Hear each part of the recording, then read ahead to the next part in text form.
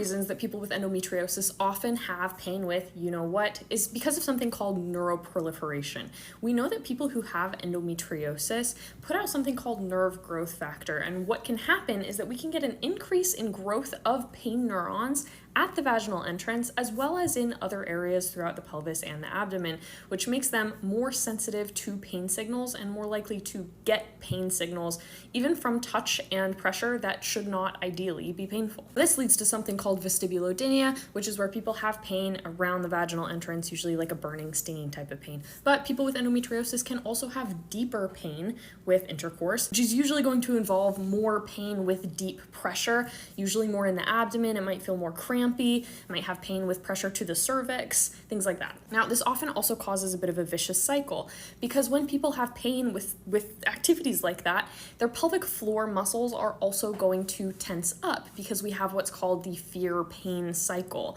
and we're going to guard against painful experiences. And when people have a lot of tension and tightness in their pelvic floor, it's going to also irritate some of those pain nerves and just make it less comfortable to have something be inserted in there. This then can create more pain, which contributes to the snowball effect of having more pain with that activity. Now, these types of sequelae or issues that come because of endometriosis but are not necessarily directly from the endometriosis, sometimes these things linger even after someone has had endometriosis excision surgery, which is why for a lot of people with endometriosis, pelvic health physical therapy can be really helpful both before and after surgery to help deal with some of these secondary issues.